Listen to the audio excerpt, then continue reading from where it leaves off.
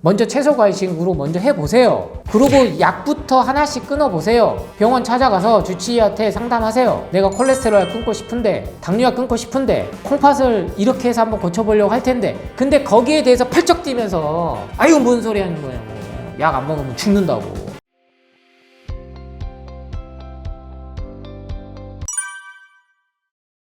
칼륨 때문에 그래요.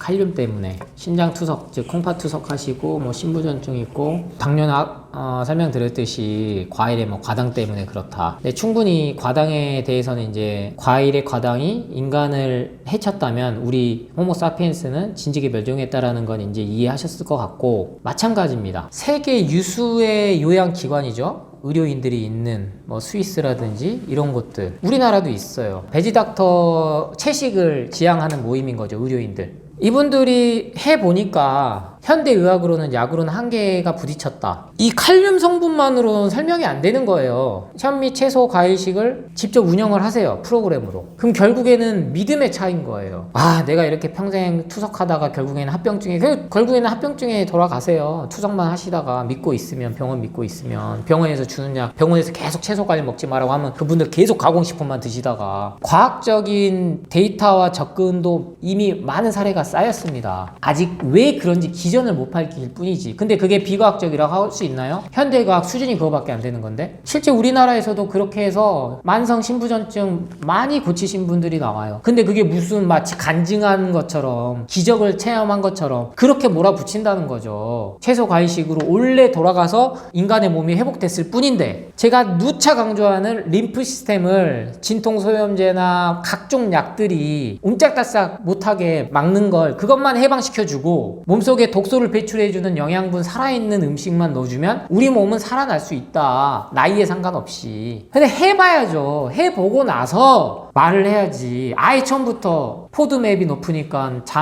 대장암 유발하니까 채소 과일 먹지 마라 이렇게 해버리면, 외과의가 그렇게 얘기해버리는 순간에 대장암은 더 늘어나는 겁니다. 결국엔 근데 선택의 문제죠. 그래서 이 선택의 책임은 결국 내가 진다. 의사와 병원은 지지 않는다. 그리고 유튜브 어떤 건강정보 채널도 지지 않습니다. 그러니까 뭐 해도 되나요? 이렇게 물어봤을 때 거기에 따라가서 그대로 아무 생각 없이 따라가서 한다는 것도 문제고, 그래서 제가 자꾸 책을 그래도 읽으시라는 거예요. 활자를 보면서 이게 맞는 말이구나 아닌구나 이렇게 생각을 해야지, 계속 시각적인 거 듣는 것만 하면요, 거기 아무 생각 없이 딸려가서 잠식돼요. 저는 물론 이제 약사기 때문에, 한약사기 때문에 진료나 치료를 할 수는 없어요. 우리나라 의사법, 약사법상, 의료법상. 다만 알려드릴 수는 있죠. 상담은 해드려야죠. 특히 한약사는 위치가 그런 위치입니다. 국가에서 정해준 안전한 처방들로 상담을 통해서 안내를 드려라. 환자가 선택할 수 있게. 원래는 한의사가 처방전을 줘서 이렇게 해야 되지만 그게 한방분업이 안 됐으니까요. 그럼 전 선택지 드리는 거예요. 한약 먹기 전에 먼저 채소과일식으로 먼저 해보세요. 그리고 약부터 하나씩 끊어보세요. 병원 찾아가서 주치의한테 상담하세요. 내가 콜레스테롤 끊고 싶은데, 당뇨약 끊고 싶은데, 콩팥을 이렇게 해서 한번 고쳐보려고 할 텐데, 근데 거기에 대해서 펄쩍 뛰면서 아유 뭔 소리 하는 거냐고,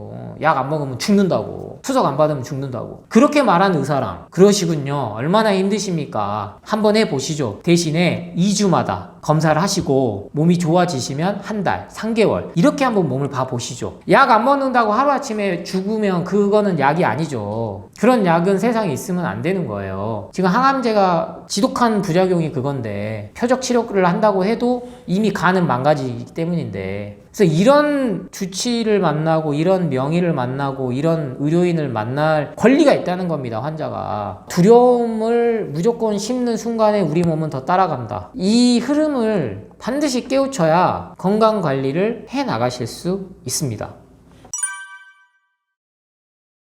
정말 의료기술, 과학기술이 좋아져서 지금은 핸드폰으로 이렇게 되면 혈당이 나와요. 더 이상 피검사 할 필요도 없을 정도로. 이제 혈압하고 혈당하고 거의 같은 맥락이에요. 우리 인간의 현재 몸 상태를 체크할 수 있는. 근데 운동을 하면 혈당이 올라요. 제가 인슐린 저항성, 렙틴 저항성 이렇게 복잡하게 설명을 안 드리고 상식적으로만 설명드려도 이건 이해가 되는 거예요. 당이 오르니까 그걸 조절하는 게 인슐린인데, 운동을 하면은 몸이 우리가 자기가 자치유 능력, 자정 능력이 일어난 독소 배출이 되면 혈당이 오른다는 거예요. 그게 우리 몸이라는 거예요. 누가 200으로 데드라인을 만들어 놨냐. 그리고 어느 순간부터 혈압 정상치가 120까지 떨어졌냐. 불과 몇십 년밖에 안 됩니다. 혈당 공복 혈당이 왜 항상 100만 유지해야 되는 겁니까? 뭔가 음식이 들어오면 우리 몸이 움직여야죠, 살아서. 근데 그 혈당을 올리는 게 우리 몸을 살아있게 만들어주는 거예요. 이게 무슨 혈당 스파이크가 일어나면은 이게 혈관을 공격해서 염증을 일으켜가지고 콜레스테롤 수치가 높다라는 거에만 사람들을 이렇게 가둬놨다고요. 콜레스테롤 수치가 높다는 건 우리 몸이 스스로 염증을 치유하기 위해서 그 과정이 있다는 겁니다. 그러면 순간 내가 높게 나올 수 있잖아요. 그럼 2주 동안 가공식 끊고 채소과일식으로 하고 나서 다시 피검사를 해봐야지. 처음부터 바로 고지혈증 콜레스테롤 약 먹어가지고 떨어졌다? 그래서 평생 약 먹는 겁니다. 떨어졌으면 일단 3개월 정도 되면 끊어야죠. 끊고 내 식생활 습관에 뭐가 문제여서 혈압이 올랐고 혈당이 계속 안 떨어지고 고지혈증 전조 증상이 있고 이렇게 원인을 찾아야지. 식생활 습관은 그대로 놔두고 채소 과일식으로 이미 모든 거는 어느 정도 어쩔 수 없어요. 내 원하는 대로 안 됐다고 해서 그 방법이 잘못됐다라고 접근을 하면 안 된다는 거죠. 특히 건강이나 삶은, 죽음은, 생사는 혈당 스파이크로 계속 공격하는.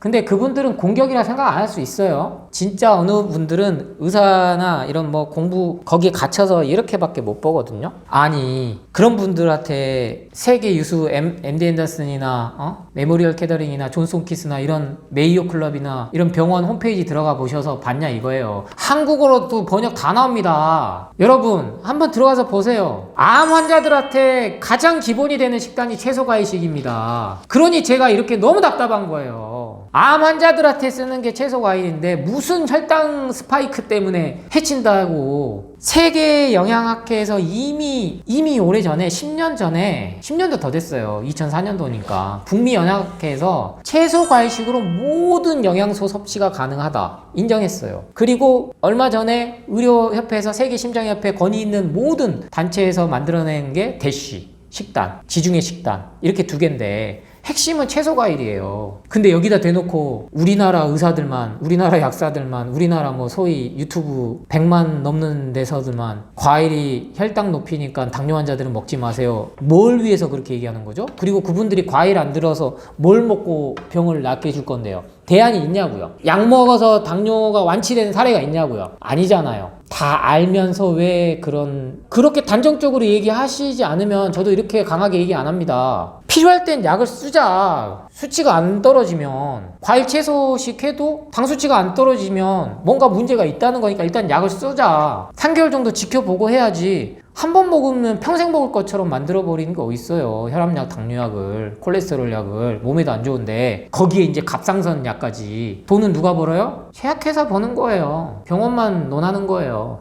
나는 계속 내 돈 쓰면서 보험비 내고 암보험 들고 암보험 뭐 각종 질병 보험 드니까 보험회사 같이 논하는 거예요. 이 자본주의의 의료 사업 구조를 꼭 이해하고 필요할 때만 약을 먹어야지. 불필요하게 우리나라는 의료보험 제도가 잘 돼 있어서 불필요하게 너무 많이 처방한다. 그 말씀으로 가름하겠습니다. 그쵸, 뭐 채소, 과일 제 책을 보시고 많이들 이렇게 아쉬움을 표하시는 부분이 식단표, 레시피가 없어서 아쉽다. 근데 제 스스로 모순인 거예요. 모든 채소, 과일은 나에게 맞는 것만 찾아 나가면 되지 나쁜 채소 과일은 없어요. 그러니까 제가 얼마 전에 유튜브에 이렇게 영상 올렸거든요. 그러니까 먼저 뭘 올렸냐면 살 이유는 없습니다. 이 제목으로 영상을 하나 올리고 그 다음에 죽을 이유도 없습니다. 이렇게 올렸어요. 죽을 이유가 없기 때문에 살 이유도 찾을 필요가 없는 거고 살 이유가 없기 때문에 반대로 죽을 이유도 없는 거예요. 근데 마음이 아프면 자살하는 거예요. 내가 살아서 뭐해? 살 이유도 없는데. 죽을 이유도 특별히 없거든요. 근데 반대로 죽을 이유가 많다고 생각을 하는 거죠. 같은 겁니다. 채소 과일은 해가 되지 않아요. 기본 바탕으로. 그러면 제가 제 책에 언급한 다양한 거, 근데 다양한 거 뭐 특별한 거 없어요. 우리가 현재 먹고 있는 것들은 검증이 된 거예요. 인류가 700만 년 동안 먹어오면서 살아남고 인간이 먹어도 된다라고 확인이 된 것만 지금 먹는 겁니다. 우리 이제 독버섯 안 먹잖아요. 근데 여기에 나쁘고 말고가 어딨어요. 더 좋은 게 어딨고. 그간 뭐 그렇게 저는 인간의 뇌를 그리고 이렇게 무시하는 생각까지는 하지 않아요. 개인에 대해서. 근데 전체주의가 그래서 등장한 거거든요. 독재가 그래서 등장한 거고 정해진 대로 사람을 학습에 의해서 그렇게 만들어가 버리는 거예요. 그러니까 자꾸 답을 원하는 거죠. 마트 가서 있는 살아있는 한쪽에 채소, 과일, 통곡물, 고구마, 감자, 견과류 이렇게 많은 애들 놔두고 가공식품 가가지고 냉동식품, 냉동만두 사고 냉동피자 사고 얘들부터 안 먹으면 되잖아요. 혈당을 올리고 혈압을 올리고 이미 다